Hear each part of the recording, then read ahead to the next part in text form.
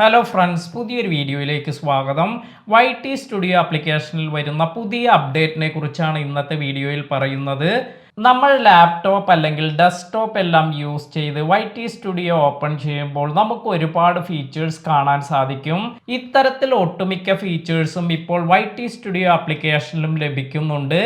എന്നാൽ YT studio ആപ്ലിക്കേഷനിൽ ഇതുവരെ ഇല്ലാതിരുന്ന ഒരു ഫീച്ചറാണ് പെർമിഷൻസ് എന്നത്. ഈ ഒരു ഫീച്ചർ ഇപ്പോൾ നമ്മുടെ YT സ്റ്റുഡിയോ ആപ്ലിക്കേഷനിൽ വരുന്നുണ്ട്. എന്താണ് പെർമിഷൻ എന്നത് യൂട്യൂബ് സ്റ്റുഡിയോ ഇത് ഡെസ്ക്ടോപ്പിലെല്ലാം ഓപ്പൺ ചെയ്തവർക്ക് ഈസിയായി മനസ്സിലാകും. എന്നാൽ അറിയാത്തവർക്ക് വേണ്ടി അതിനെക്കുറിച്ച് പറയാം.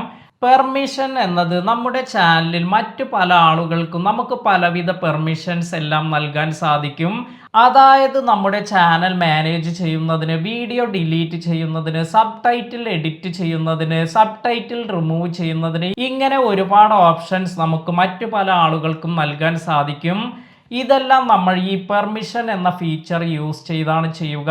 എങ്ങനെയാണ് ഈ പെർമിഷൻ ഫീച്ചർ യൂസ് ചെയ്യേണ്ടത് എന്ന് അറിയാത്തവർക്ക് വേണ്ടി ഞാനൊരു വീഡിയോ ചെയ്തിട്ടുണ്ട്. കാണാത്തവർ ആ വീഡിയോ കണ്ടു നോക്കുക. അപ്പോൾ ഈ ഒരു ഫീച്ചർ അധികം താമസിയാതെ തന്നെ എല്ലാവർക്കും ലഭിക്കുന്നതായിരിക്കും.